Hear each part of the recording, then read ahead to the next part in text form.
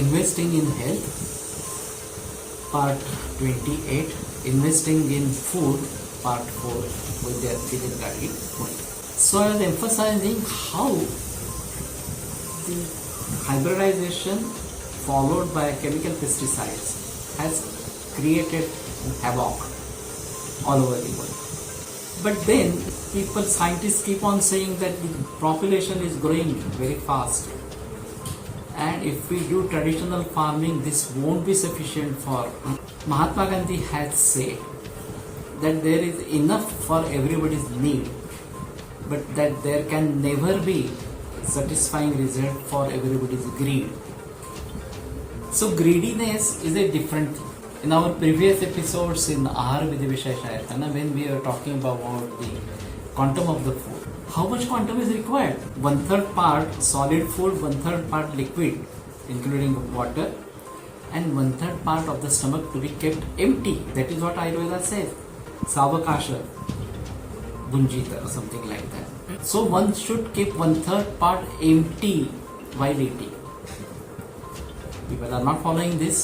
The daily requirement is really very low, but still we consume more and then attract diseases.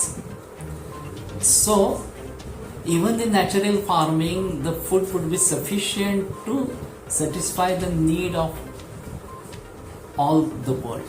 But there is a wastage of food.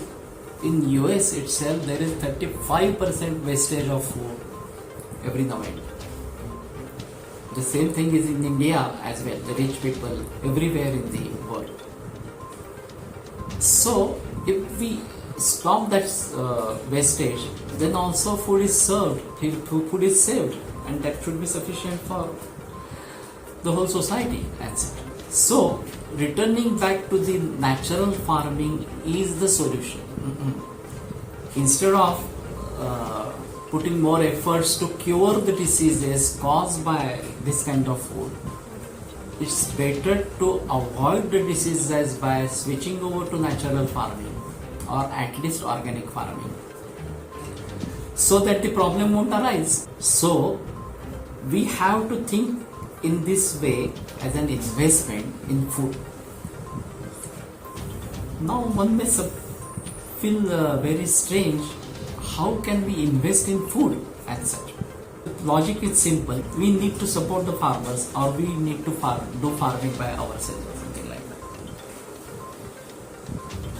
And when we understand the varieties of causes which are hurdle in our processes and how to overcome. Say for example, if there is an infection, and how to control that infection without pesticide. This is a big problem in natural farming.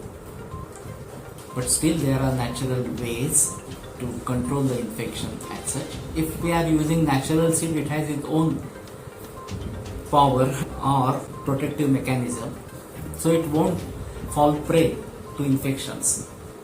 If at all it so happens, then we have to use natural ways to overcome that infection.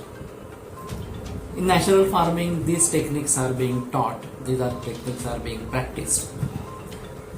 And how we supply them with natural food, their natural food, that is another important aspect.